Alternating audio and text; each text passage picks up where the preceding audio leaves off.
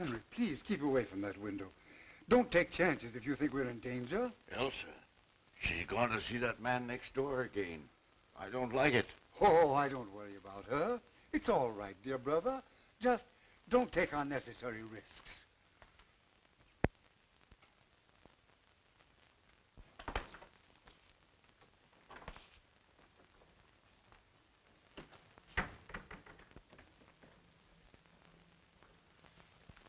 She's gone next door again.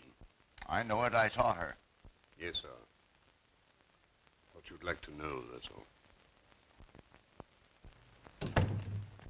Good afternoon, Miss Murphy. How are you today? Fine, Miss Carson. Thank you for asking. Go right in.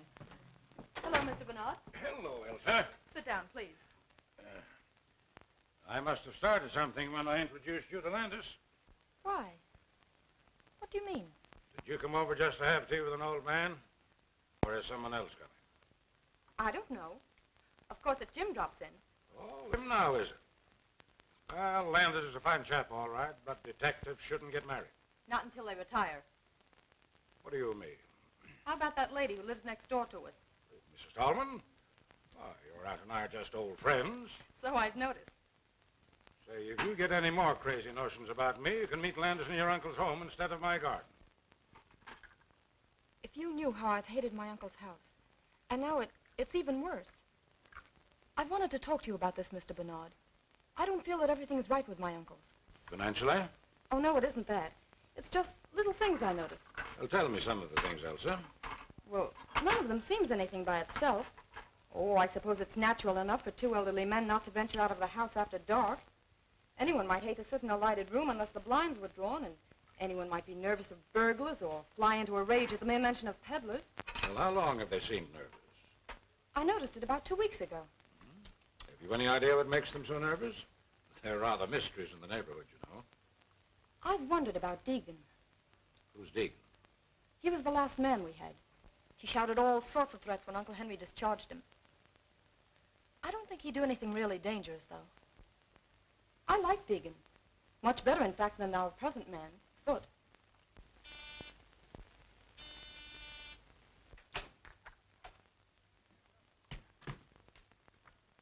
Good afternoon, Mr. Bernard. Hello, Elsa.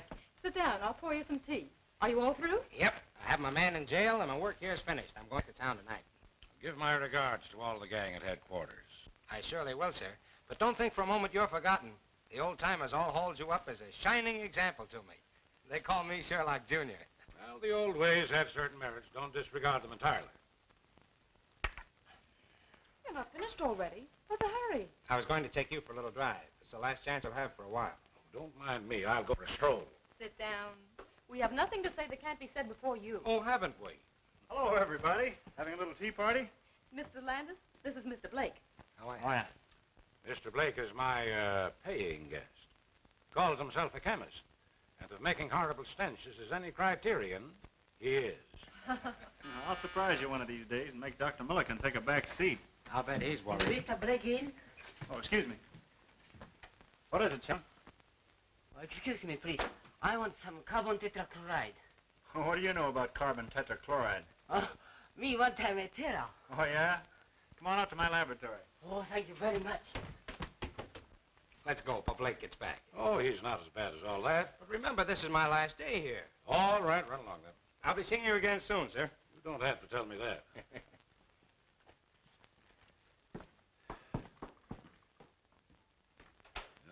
What a glorious thing youth is. Pity it's wasted on the young. I beg your pardon, sir? Oh, nothing, nothing. Aren't you going to let Mr. Blake have some tea? What's the matter, Blake? Oh, nothing. Has Miss Carson gone? That's your hated rival kidnapper. Who is he? Oh, a youngster who got on the detective force through political pull, then upset all predictions by making good. I should think she's better than that. She'll inherit all her uncle's money, won't she? Yes, and the old misers are quite wealthy, too. You said you'd see the way was clear for me, and you haven't kept your bargain. Keep a civil tongue in your head, you pup. You better talk to her, or... Or what? You'll find out. Any more of this double-crossing, and I'll wring that scrawny old neck of yours.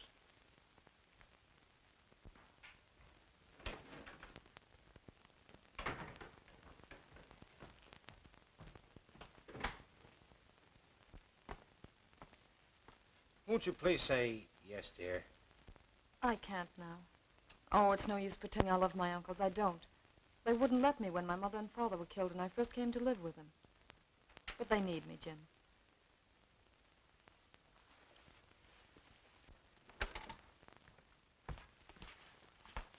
I saw you, you rake. Under my very nose. Now get into the house, you baggage. Hold on, sir. You must be crazy. I'll show you with a load of buckshot how crazy I am. Get out of here. Wait, Elsa! I'm going to marry your niece whether you like it or not. Over my dead body. That may be a prophecy. What's that? Excitement is dangerous to a man of your age. Thank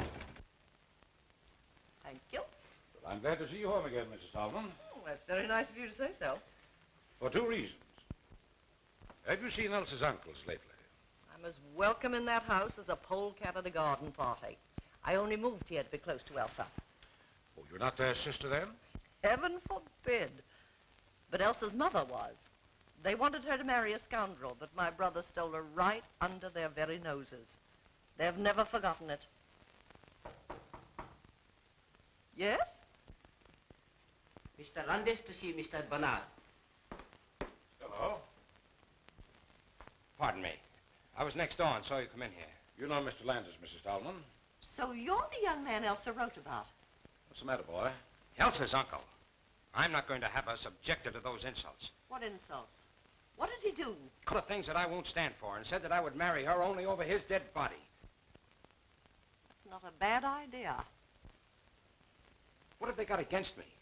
Perhaps they don't like detectives. Just what do you mean by that? Well, nothing, but they won't even speak to me, and I'm retired. I've decided not to leave tonight.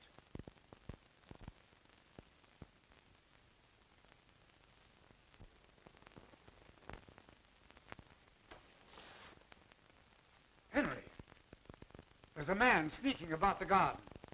What'd you tell me about keeping away from the window? What are you trying to do, make a target of yourself? But whom are you afraid of, Henry? You'll know soon enough if you're not more careful.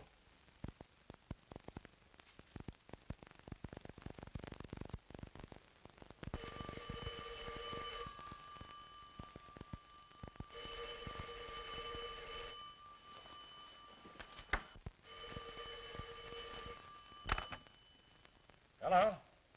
Hello? Who is it? Well, sir. Please come over. Something terrible has happened. I'll be over as soon as I get dressed. Oh, please, Mr. Bernard, tell me what to do. There, now, dear, keep cool. Now tell me, what's happened? Uncle Henry.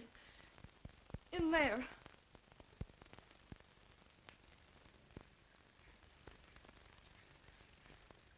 Oh, no, no. I can't go in there again.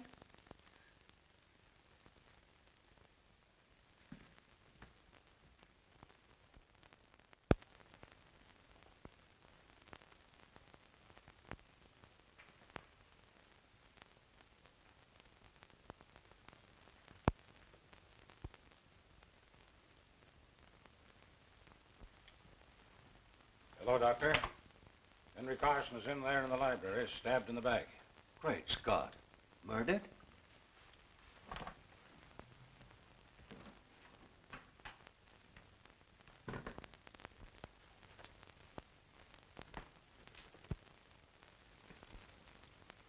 Good. Well, this is the one time I didn't expect to see you as if you'd stepped out of a bandbox. Did you think I'd be wearing an old flannel nightshirt?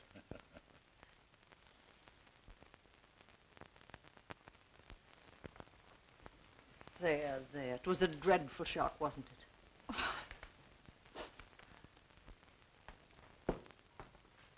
Come in and stay at the door, Jim. Well, I'm glad you're on this case, young fellow. Thanks. The body's in the library. There's Foote who first found it. Tell Mr. Landis all you know, will you, Foote? Unless you'd rather look in the library first. Anything you suggest. I suppose you'll take charge. Oh, no. I'm on the shelf, but I'll help you if you want me to. Thanks. What do you know about it? I woke about 2 o'clock, sir. It was very warm, so I got up and opened the window. I saw the light from the library shining on the lawn, so I came downstairs. I thought Mr. Henry was asleep. I shook him very gently, but he wasn't asleep. I called Miss Elsa. Elsa, were you awake when the butler rapped on your door? Yes. I mean, no, I don't think so. Did you hear anything unusual before he rapped? No, I didn't. I see. And now may I be permitted to suggest that Mrs. Tallman take Miss Carson up to her room? Well, you don't have to. I was going to do it anyway. On your way, young lady. Oh, Uncle Charles, don't come down, please. Why not? What's the matter? We hope to break it to you gently, Charles, but you'll have to know it sooner or later. What is it? Why don't you tell me? It's Uncle Henry. He's dead. Dead? Henry. I knew it. My poor brother. I'll go next.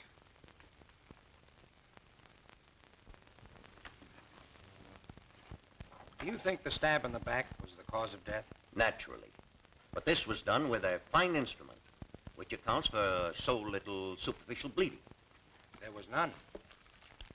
The edges of the cut in his shirt and undershirt were bloodstained.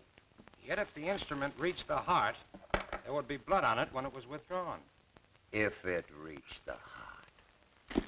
Young man, I'm short of sleep. Good night.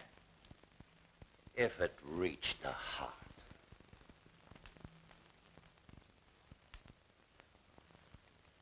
Seems annoyed, doesn't he? Well, naturally. First you doubt the wound as the cause of death. Then you talk about it having reached the heart. That's right. So I think I'll be saying good night, too. Now, listen. I don't want to bother you if you're not interested, but I'd be mighty grateful for your advice and assistance. Will you help? Well, if you put it that way, I'll do what I can. Okay. Would you prefer to work independently, or shall we compare notes as we go along? Well, we'll make notes as we go along and then draw our own conclusions. Swell. Now, if you don't mind, I'll start with this room. All right, young fella, go ahead. I'll follow you.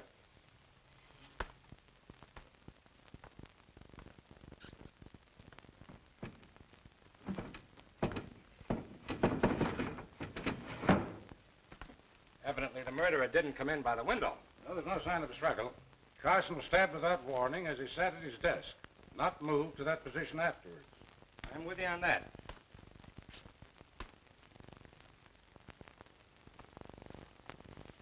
Hey, look here a minute. How do you suppose that blood got there? Did you expect to find it? No, just noticed it. What do you make of it? I don't make anything of it unless someone cut himself accidentally. Carson's wound never bled like that. Look, there's a little mark here, too, in line with these spots, where a sharp point scratched the shellac. That's interesting. Someone dropped a sharp instrument here that had blood on it, and the blood dripped a little. Mm-hmm. Well, for the present, that explanation ought to serve. But where's the weapon? I haven't seen a sign of any possible weapon, blood-stained or not. What's that on the little table by the sofa?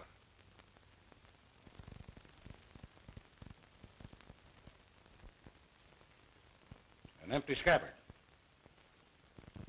Doesn't look as though it would fit the weapon that inflicted the wound. Possibly not. And that's interesting, too.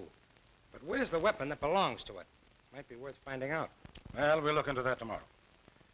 Meanwhile, is there anything more you want to do tonight? I don't want to keep you up, but I'd like to sleep on this with as much information as I can get.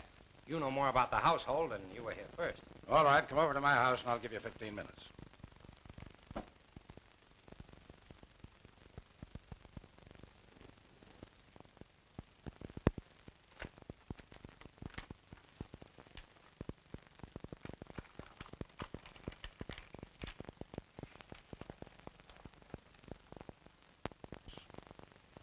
Only got to know Elsa through her aunt, Mrs. Tallman. Well, that about covers everyone. Well, except Peter Blake, my lodger. What has he to do with it? Oh, probably nothing. But he's had his eye on Elsa for some time, and he knows she'll inherit her uncle's fortune. Well, as far as that goes, I could be suspected myself. Or Mrs. Tallman. You remember what she said. Well, now there's something else. Elsa was very agitated, of course, but wouldn't let me send for the police, which struck me as, well, unusual. She naturally wants to have the murderer punished. Yes, you think so? Yet when I suggested that she send for her aunt, she stammered a very poor excuse. But you did send for her. Oh, yes. Now, don't misunderstand me. I don't for a moment suspect either one of these two women. But there's something peculiar at the back of Elsa's attitude. She's fond of her aunt, isn't she? Oh, devoted to her. Well, I guess that's all. Oh, there. Let me show you what I found. I found it beneath the dead man's hand.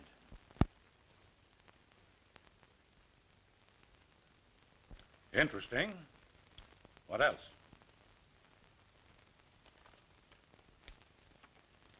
A dead mouse. Well, that's interesting, too. It's prima facie evidence against the housemaid, but it's not just the kind of evidence we're looking for, is it? Maybe not.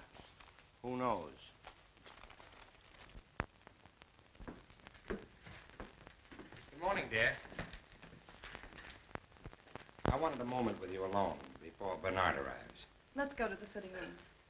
I'm afraid I had no washout this morning. I hardly slept all night. I know the shock must have been terrible.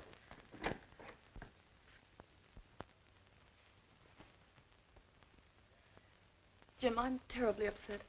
There, don't worry. We found a number of clues. Mr. Bernard. Just wait outside. Well, good morning, dear. Morning. Any inspirations in the night? No, but I've arranged for the autopsy and had a look over the grounds. I was just going to ask about this man, Deegan. Do you think he had anything to do with last night's tragedy? I don't think so. I don't know. Of course not. Elsa, were your uncles still engaged in business? I believe Uncle Henry wasn't away. They seldom went out, but Uncle Henry wrote a good many letters. It was he who handled the details, then. I suppose so. But you know nothing of the nature of their business. They never talked much of it. Some real estate investments, I think. You never overheard them mention an enemy? No, I never have. Would it be possible for us to see your Uncle Charles for a moment? Oh, no, you mustn't. Please, don't disturb him now.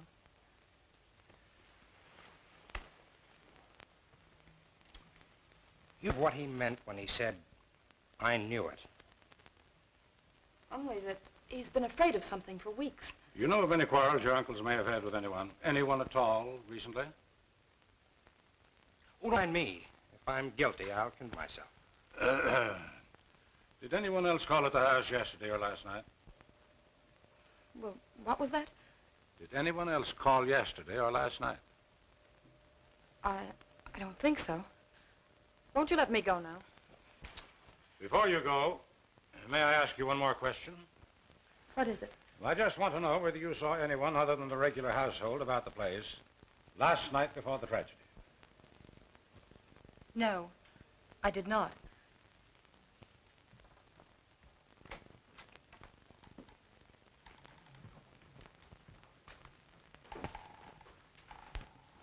Come in, Foot.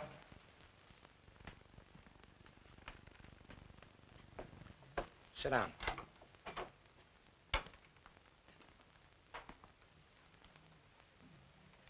I have a few questions to ask you. This is unlocked, Foot. Did you lock it last night? No, sir. Miss Elsa is in the habit of doing that before she retires. But you locked up the rest of the house.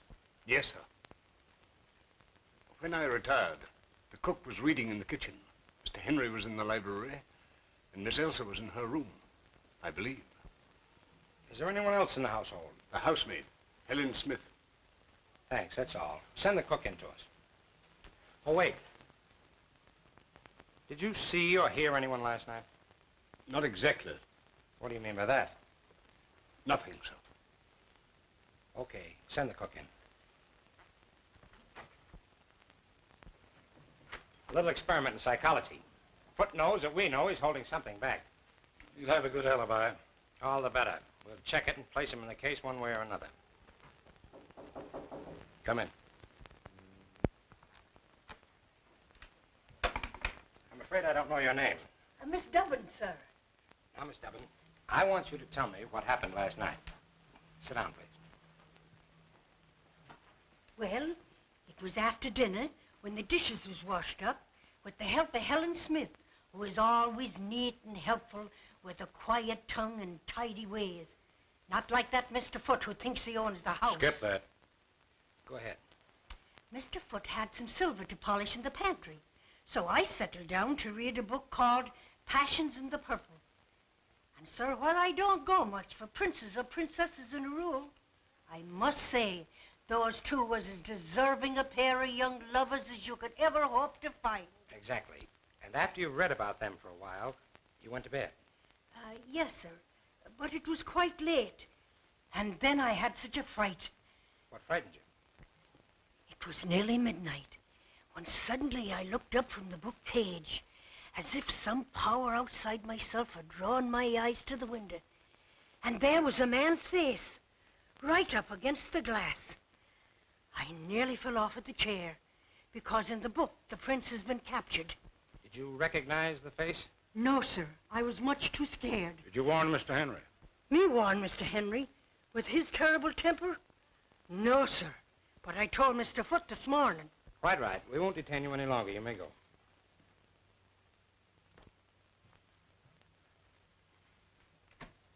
Well, that's that. What do you make of it? I think I'd like to have a few more words with our friend Foote.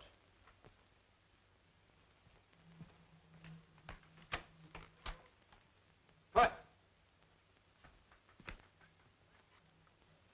We find we have a few more questions to ask you. Yes, sir? Have you put down any poison against rats or mice lately? No, sir. I didn't know of any having been put down. Say, by the way, why didn't you tell us about the face at the window last night? Slipped my memories. A few minutes ago, I asked you whether you saw or heard anyone last night. You answered, not exactly. Well, sir, I told you that I woke up shortly before 2 o'clock. I woke before that, around midnight, I believe. I was awakened by voices. A voice, anyway. Did you recognize the voice? Did you recall any words? No, sir. But I felt sure I'd been awakened by a voice. Did you get up? No, sir. Why did the murdered man fire Deacon? Sure I don't know, sir. What hold did you have on Henry Carson to make him fire a good man without cause, just to make a place for you? You'll excuse me, sir, but I don't know what you're talking about. Did you ever hear of Foxy Wilder? No, sir. That's all. Send in Miss Smith.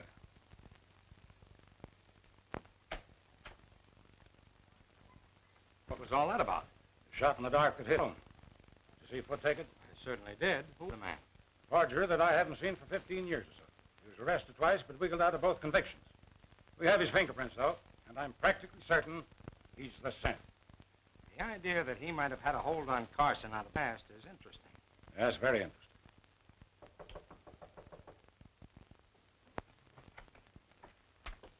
Take a seat, Miss Smith.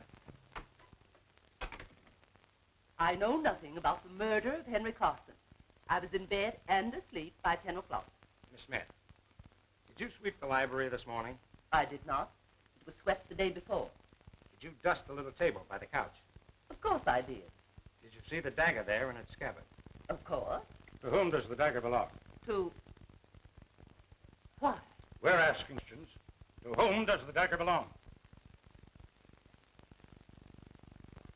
I haven't any idea. Does it belong to Miss Elsa? But if you're trying to accuse that poor innocent girl... Does belong to Miss Elsa, eh? I haven't the faintest idea. That's all, Miss Smith. You may go.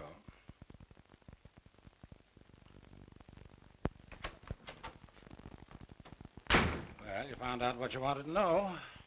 Now, look here. You don't imagine that Elsa... I imagine nothing. There's a lot of things I want to know.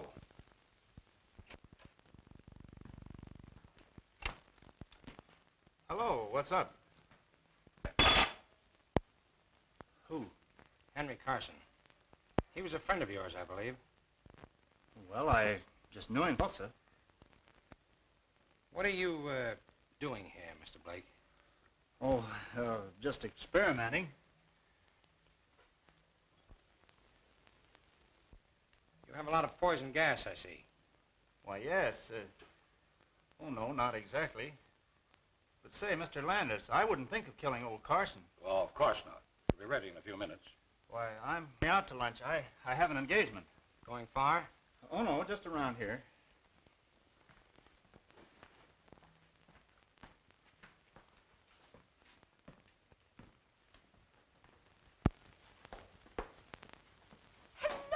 Well, you've just missed lunch. What's the bag for? Uncle Charles insisted I come to stay with you. Well, wonders never cease. Well, you're welcome, my dear. Take any room you like upstairs and make yourself at home. Are you acting as convoys? Oh, no, we just met outside. Landis wanted to call on you, so I came to take care of him. Well, a lot of help you'd be. Step into the drawing room. John, take Miss Elsa's bag upstairs. We'll just see what they want. Sit down.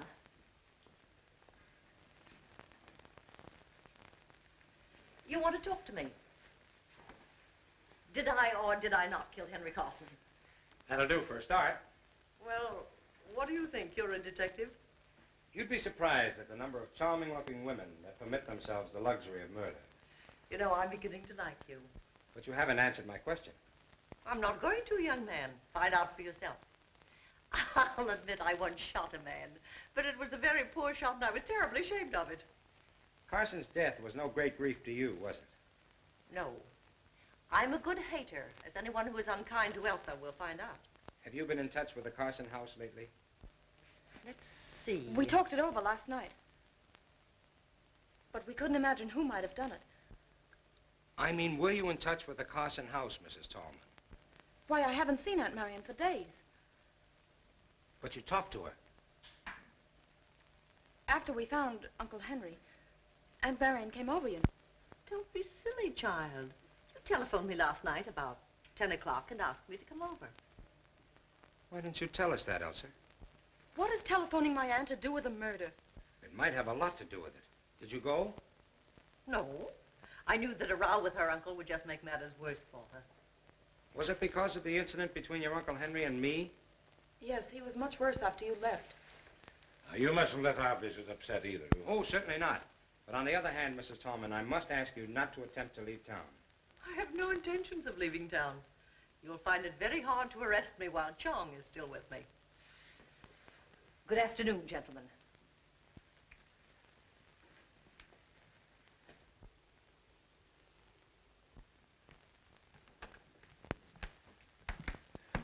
I'll inform Mr. Carson that you're here, sir. Say, Foot seems like cocky. Did you notice the change?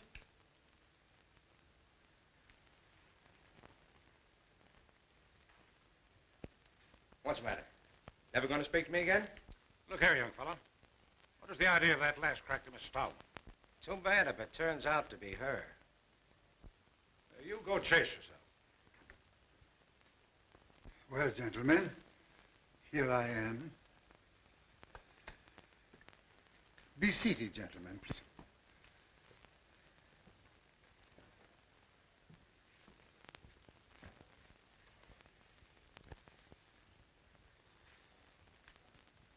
It's very kind of you to give us this info. We have no definite clue as yet, so we've been forced to come to you for help. I'm afraid there's little help that I can afford you. You see, my brother was a good man, but he had a violent temper, which made him many enemies. Cause for your nervousness of late. Figure sneaking about the grounds. Yeah. And at what time? I was reading in my room late at night. When I put out the light and opened the window, I figure there by the hedge. Did you discover the man at all? No, it was too dark. Did you hear anything last night? I was very tired, and I didn't wake up until Foot called me. I'm sorry I can be of so little assistance, but I'm here. Apprehensive yourself lately, haven't you? You said something about being the next to go. Yes. I regretted those words the moment I had spoken them. I had wished to frighten Elsa more than she'd been frightened already by the tragic fate of other. Mr. Carson, what do you know about Foot, your butler? Why, almost nothing. My brother hired him, I think, because of a letter that he wrote asking for a position. Foot is a friend out of the past. Yes, I suppose so, Mr. Bernard. I felt that sometimes he presumed upon it a little. Mr. Carson, I have one more question to ask. We found no trace of the weapon yet. Search the house? Of course, gentlemen. Search wherever you will.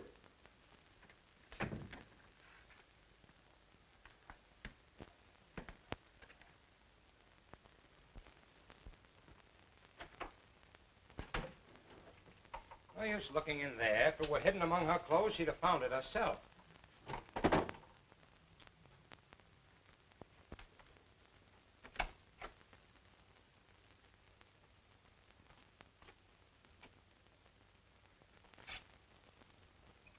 Curious? Look at it. What about it? Why, look at it. Elsa never wore a dress like that in her life. Well, maybe it belonged to her mother. Take a good look, will you, Landis? This dress has been worn recently. And look, the bottom of the skirt is muddy. The mud isn't quite dry, see? See, you're right. There's another odd thing. Look at that cut. Singed. Quite recent, too. Elsa must have been doing some cooking. Yes, and put her whole arm in the stove. Look at the length of that skirt. And another thing is too big for her. Looks more like a dress Mrs. Tolman might wear. I believe it'd fit her. I'm going to have a look at that stove. Meet you downstairs.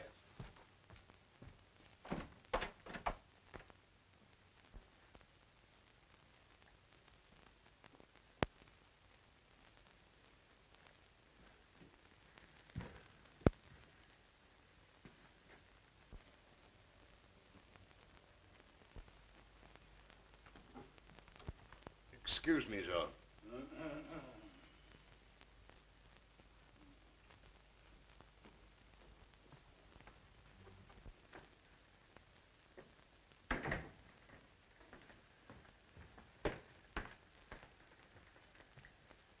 I thought Foot was here.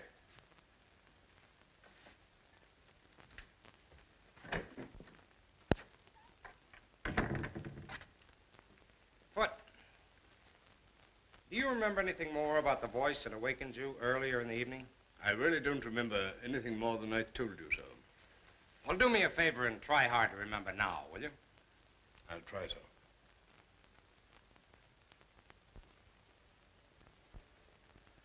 It's no good, sir. I really can't remember, and I don't want to lie about it. All right, keep on trying. I'll do that with pleasure, sir.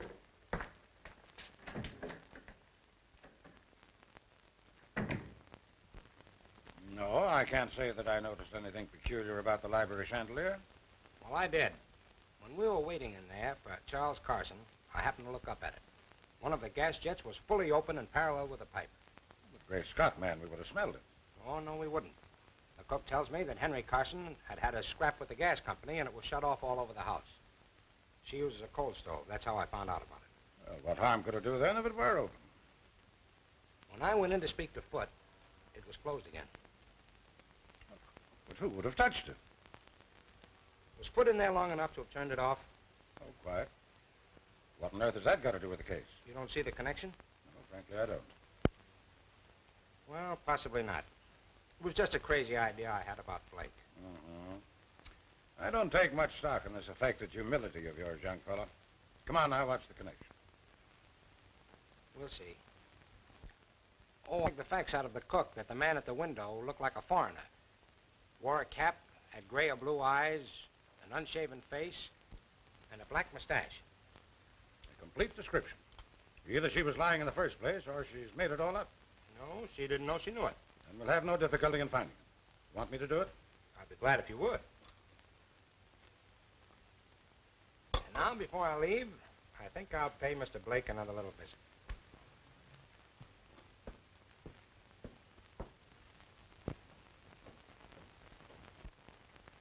Look here, what do you want to know all this for? You prefer not to answer? No, I don't mind. I was only joking. The fact is, I'm working on a new infallible gas disinfectant for rooms where people have had contagious diseases. You have a number of gas containers here. What are they? Why, there's natural gas, there's And in those carboys?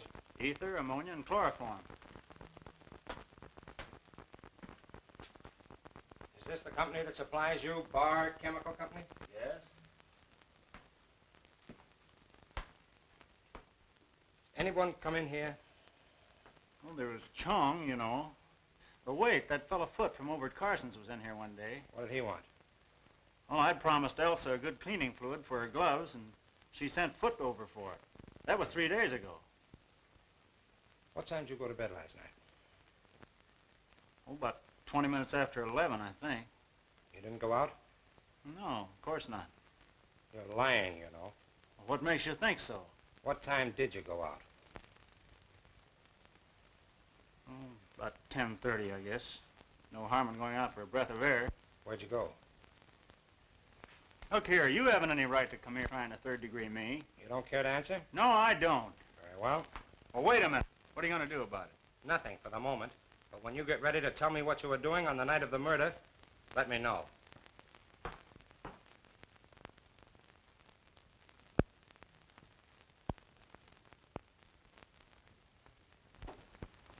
Good morning, good morning. You're an early bird. Or haven't you been to bed? You realize this is the third day now and we're just about where we started? Oh, I wouldn't say that. Well, I'm anxious to hear what you found out yesterday. Good. Sit down, then. Oh, by the way, I checked on Deegan. The people who employ him were giving a party that night, and he was on duty until 4 in the morning. So that eliminates him. Well, I had better luck. I expect to produce the face at the window today. How? Through Briggs, the man Henry Carson was writing to. He's their real estate agent, and none too honest, I fear. I found out through Briggs that the Carsons own a number of tenements that he bought for them under an assumed name. He also admitted that there have been a number of fires in those buildings lately. Obviously, firebug. Were the buildings heavily insured? Yes, but that doesn't seem to be the angle. In fact, Henry Carson told Briggs to take steps to stop the fires. Briggs engaged a private detective, but the fires didn't stop. There was an attempt at firing one of the buildings on the very night Carson was murdered. What time? A little before midnight. Well, then the same man couldn't have killed Henry Carson. Yes, he'd have had time, only it wasn't a man. A woman? The private detective described her as being tall, dress of some dark material, small hat and a veil. She moved with a free, swinging stride, like a woman who'd been used to an outdoor life. But that's extraordinary. The description fits Mrs. Tallman.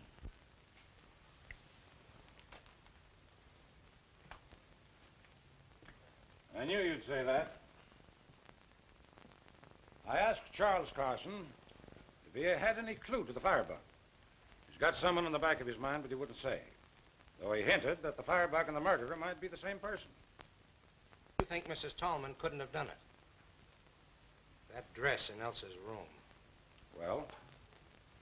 If she had just escaped arrest and thought somebody was following her, and instead of making for her own home, she made for the Carsons, Henry Carson admitted her and swore at her for disturbing him.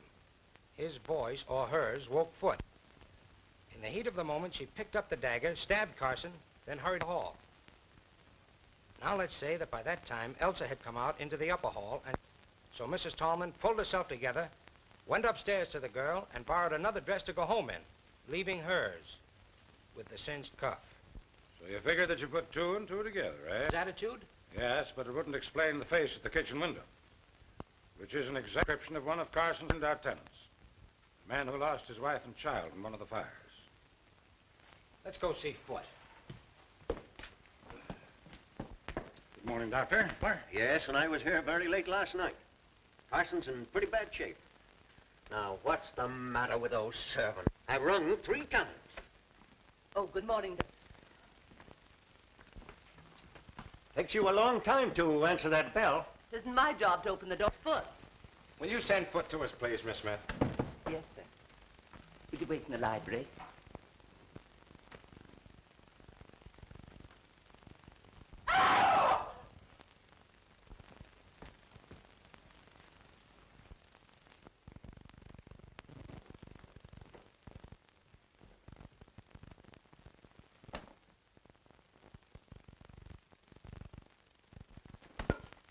What's the matter?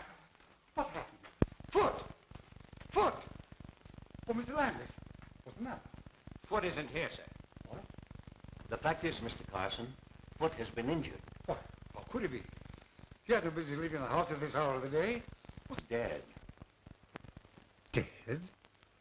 Foot? Oh, nonsense. Now, don't get excited, Mr. Carson. Foot was killed last night. Murdered? Was he killed here? Mr. Landis, was he killed here? That's right. What does it mean?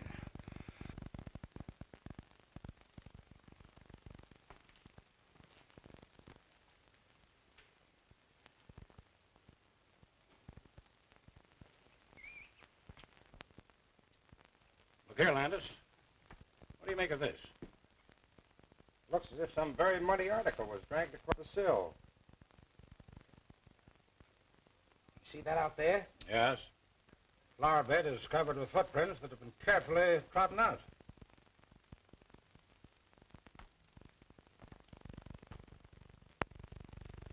Did you look at... Oh, traces of... Your eyes are better than mine, young fellow. He must have dropped his dagger in the mud. Or buried it after the first murder and dug it up again for this one. Another murder, all right. Exactly. He's been dead probably 7 or 8 hours. He died instantly, or very nearly so. The wounds are very similar, and were probably made with the same instrument with which Henry Carson was stabbed. Yeah, just a minute. Where are you going? Let me go. Keep your hands off me, Jim Brooks. What do you mean, poking your nose into other people's business? Asking me where I'm going and doing. Stop that noise. You want Mr. Carson down here again? Well, I'm not going to stay in this house to be murdered, too. Go back to the kitchen. If you try to leave this house before I give you permission, I'll put you in jail.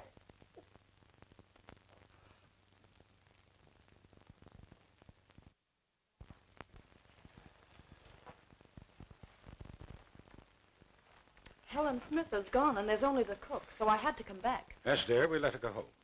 I've questioned both those, and they can't throw any light on the case. Now, I want you to trust me, Elsa. I do trust you, Mr. Bernard. Then I want you to tell me how you knew that your aunt came here at a late hour the night your uncle died. I can't. You'll tell Jim, and he already suspects Aunt Marion. She told me so.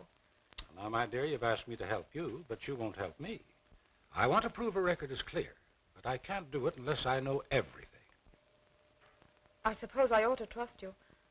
I know you wouldn't say that, just find out. No, I wouldn't. All right. I got up to get a drink of water, and I heard the library door close and looked downstairs. What time is it? A little after 1 in the morning. What did you see? It seemed so treacherous. I saw my aunt. Was there a light down? Just a dim nightlight. But I called out, Aunt Marion. Yes, what did she say? She didn't say anything. She put her fingers to her lips. Then she waved me a kiss and hurried out the front door. What sort of clothes was she wearing? Something dark. A dark brown or green dress and a small hat. Could you see her face? Not clearly. There was very little light, and her face was in shadow. Well, could it have been the figure of the housemaid? I suppose it might. Oh, no, it couldn't. Aunt Marion waved a kiss to me. Helen would never do that. Could it have been the cook? No. Oh, Mr. Bernard, do you suppose it wasn't my aunt after all? Well, she didn't speak. And one might have the presence of mind when you called out Aunt Marion to play the part of your aunt. I hope you're right. I couldn't believe Aunt Marion would do anything so horrible. Oh, neither could I. But in the meantime, don't say anything about it to anyone, especially Mrs. Tallman. And don't worry.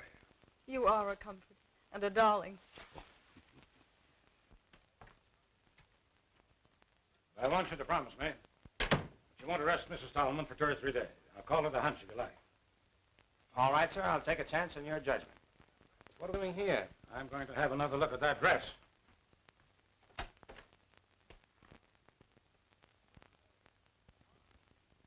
Gone. Gone. I'll have a chat with Elsa about it.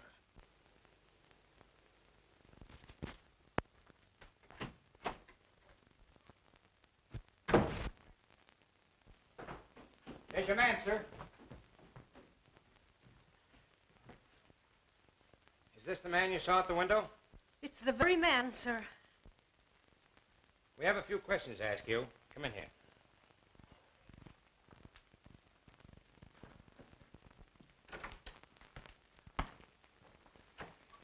Sit down.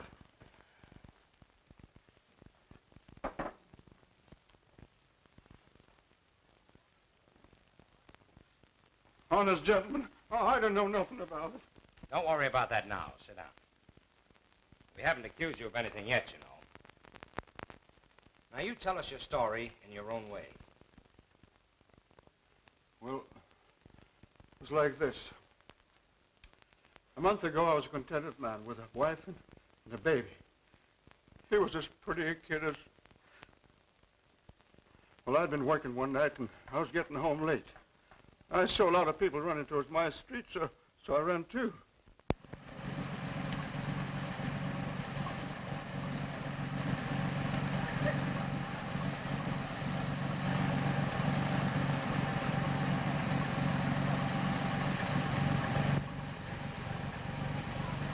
Get back there. But my wife and kid, they're in the fire. Everybody's out. My wife and kid, are they safe? There was a woman and kid, but they took them to the hospital. Hospital?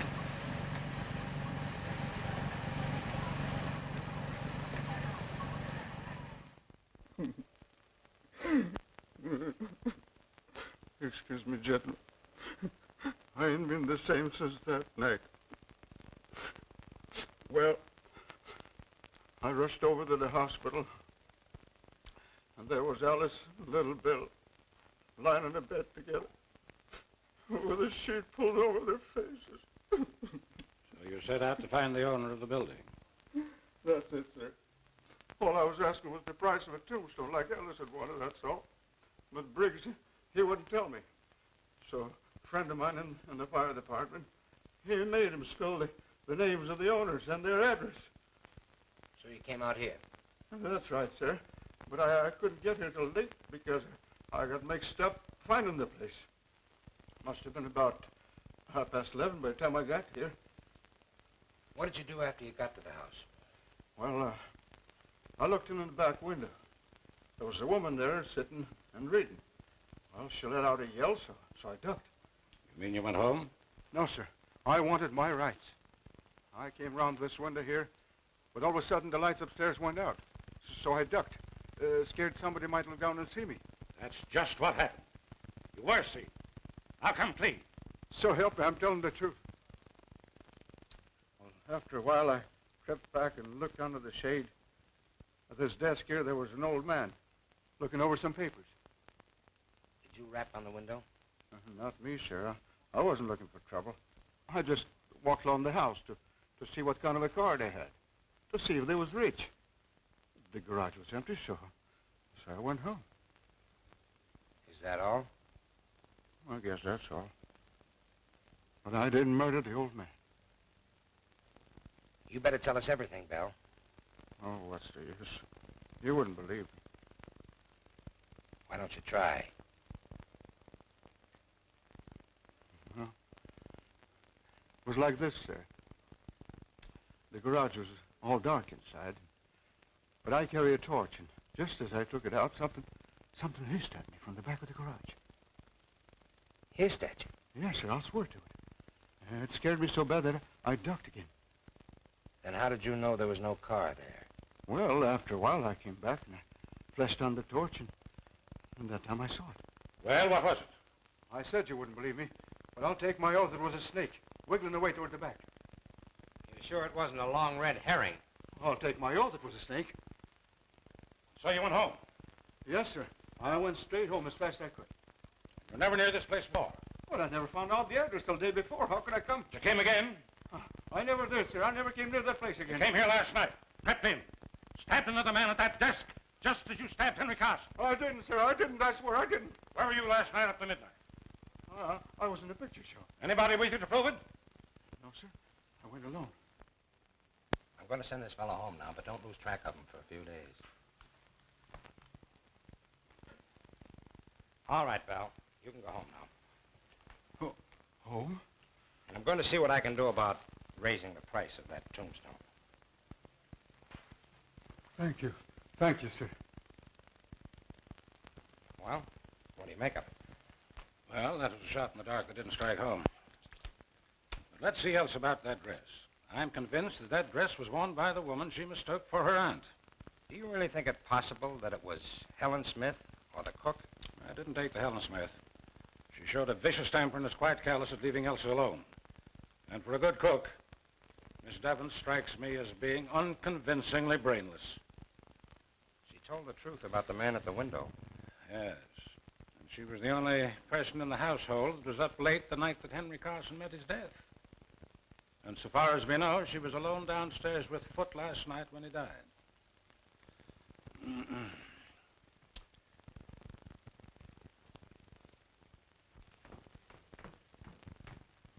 Where are you going with this? To the kitchen, sir. And the incinerator, I suppose. No, sir. Miss Elsie thought I might be able to wear it. Elsa!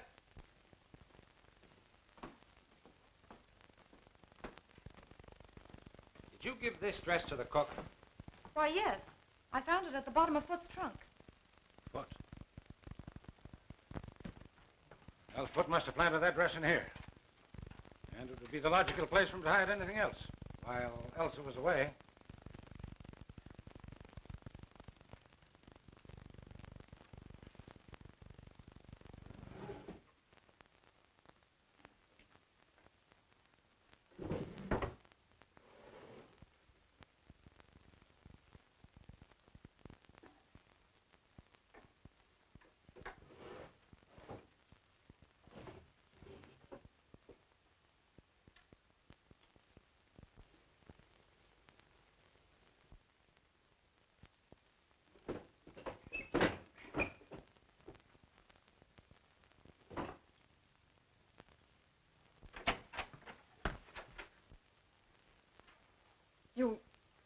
You found it. Yes, Elsa, where you hid it. Oh, I know I shouldn't have done it. But it lay there. Where? It lay on the floor of the library. Foot hadn't seen it, so I sent him for water. Then I ran upstairs and threw it in my wardrobe. That's why you called Mr. Bernard from upstairs, but why did you hide the dagger, Elsa? Oh, don't you understand? I thought I had seen Aunt Marion leaving the library. When I saw that dagger covered with blood... Then you washed it and later hid it in the drawer. You did a very foolish and dangerous thing. Oh, it wasn't as bad as all that, dear. There are other clues, you know. I'm sorry. But I'm not frightened anymore. There's a gentleman from the chemical company wants to see you, Mr. Landis. Oh, thank you. Will you come too? Excuse us, dear.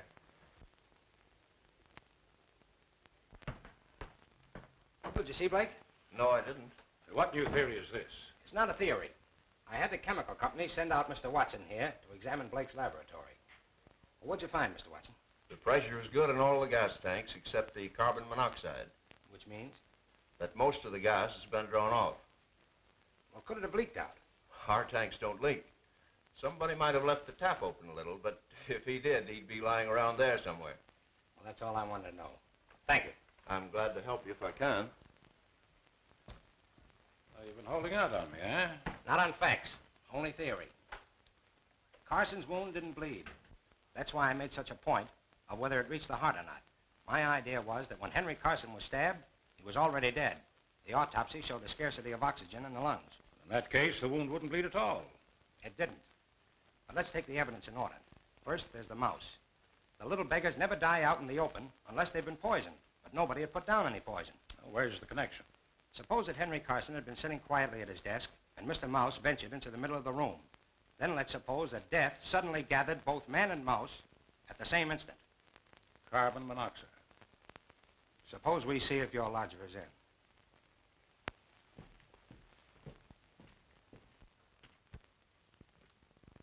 Well, it looks like he skipped.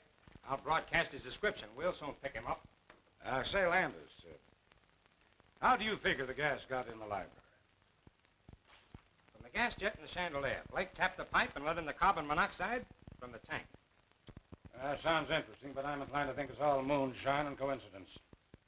Now, how would that hook up with the stabbing of Henry Carson and the stabbing of Foot and the dagger and the disappearing dress and the woman in the hallway? Were they all in the plot together? We're not even sure that Foot and Carson were stabbed with the same dagger. We're sure they weren't. Elsa hid it long before Foot was murdered. Oh, quite so. But that doesn't prove that both men were not stabbed with one and the same dagger. For the love of Mike, man, you don't suspect Elsa. I don't think Henry Carson was stabbed with the dagger at all. It was planted there. On the evidence of Elsa, the dagger was covered with blood. It dripped on the floor. And yet the wound did not bleed. Whatever blood was on the weapon came off on the clothes when it was withdrawn. That's right. Well, then we can eliminate at once both Arthur Bell and Peter Blake. For neither of them had the intelligence to conceive such well-planned crimes. Well, I'm not eliminating Blake, and I'm not eliminating Mrs. Tallman. All right. But there's an experiment I'd like to try. What is your experiment? Well, it's quite simple. All I ask is that you place yourself at my disposal tonight and possibly tomorrow night. Okay. If you still have a man watching Mrs. Tallman, I want you to call him off. And let me convey to Mrs. Tallman in a roundabout way that you've done so. You agree? I do.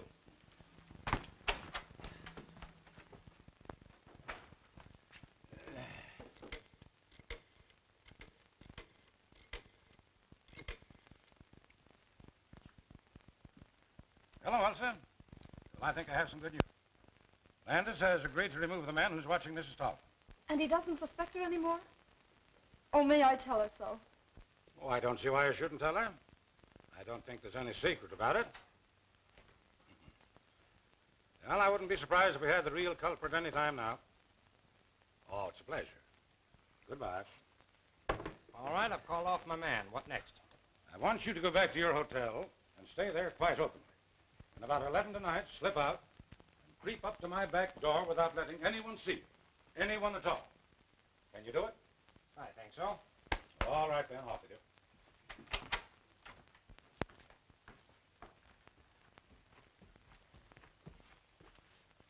I'm going to undress. You wait here until I come out again.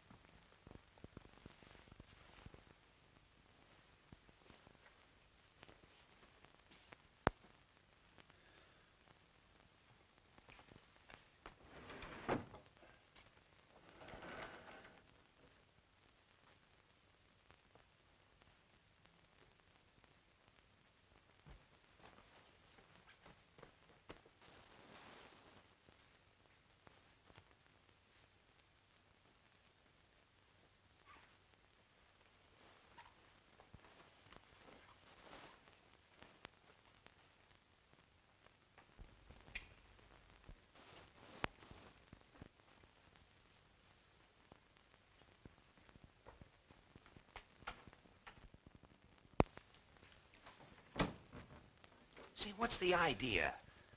That's the experiment. Don't talk, not a sound.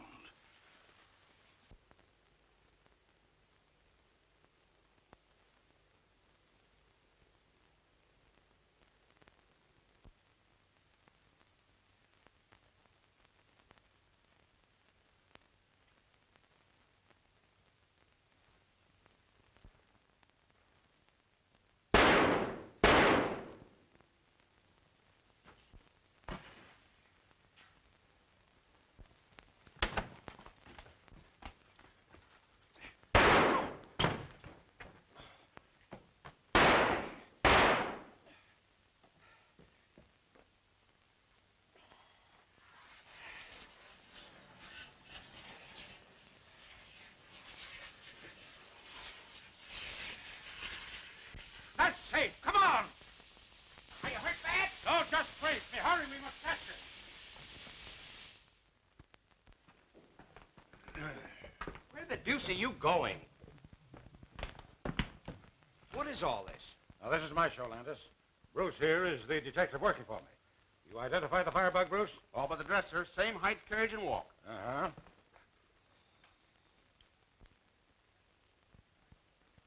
Mr. Landis, I know that I've done wrong.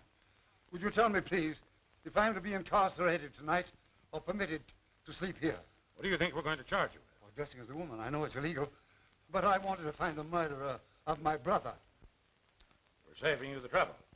We're charging you with the murder of your brother and the murder afoot, setting fire to your tenements, and the consequent death of Martha Bell's wife and child. Ridiculous. You know that I was in my room, and at what hour I put out my lights. Yes, I found the clockwork arrangement that put out your lights. Now I'm going to find the dagger with which you stabbed your victims. That was a smart idea of yours, planting the dagger smeared with your own blood. You see, I saw the first morning that you had adhesive tape on one of your fingers. Lies, lies, Mr. Landis. How long is this farce to continue? Until you confess. Come on, Landis. Let's find that dagger. I think I know where to look. One moment, gentlemen, please. I admit I'm the firebug. Unfortunately, I'm the miserable victim of a pathological mania. But I know nothing about the murder of my brother or afoot. That woman next door did it. You murdered them both. You fired your buildings for the insurance. Then you came home that night and found your brother, as you thought, asleep. With him out of the way, you would possess his fortune as well as your own. You saw the letter he was writing to Briggs, and you stabbed him to put an end to him and his interference. You're mad. But Elsa Scryer Wakenfoot, who came down and found you in famine in the tire. He proceeded to blackmail you. You lured him into the library where you stabbed him as you did your brother. Pray, tell me, where is the weapon with which you imagine I killed my poor brother and Foot? It isn't in the house, so it must be somewhere in your course between the front door and the side door where you re-entered the house. Come on, Landis. We look the ground over again. Right. Oh, you've got your flashlight? Yes, well, we'll take Carson along.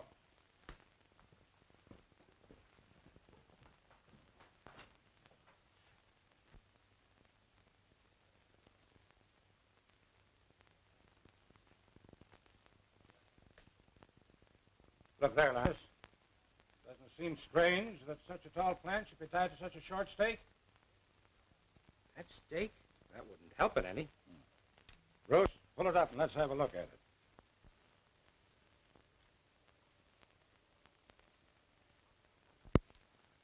That accounts for the mud on Foot's back.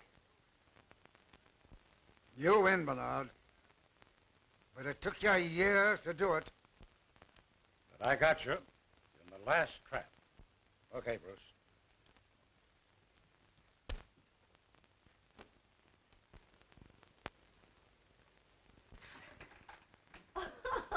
Cleared at last, and you're foiled again, Jack Dalton. I'm sorry, Mr. Dollar. Oh, forget it. I suppose you want to talk to the mastermind. Yes, but I wondered... Oh, I know what you're wondering. I'll just see if she's presentable. She's had quite a shock, you know. Yes, she must have had.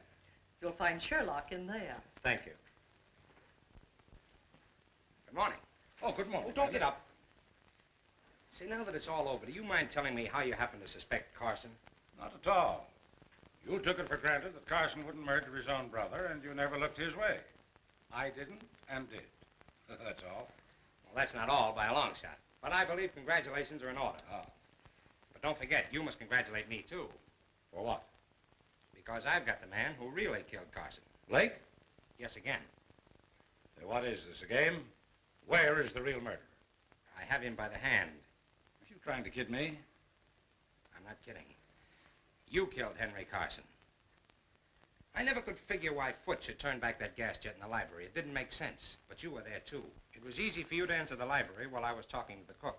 Go ahead. Carson's last words when he was caught implied that you had known each other before, but you were certainly not old friends. So you must have been enemies. You on the side of the law, he against it. So far, you're right. But not once could I get evidence to justify an arrest. Now, what else, young fella? There was Arthur Bell and the hiss of the snake. I took another look at the Carson garage this afternoon. In the back wall, behind the firewood, is a small hole recently bored leading to your garage. And there are yards of rubber tubing in the back seat of your car. Naturally. It's no dice. You'd already opened the gas jet in the library that day you called about the fence. Mm-hmm. What else? You made sure that Henry Carson was at his desk.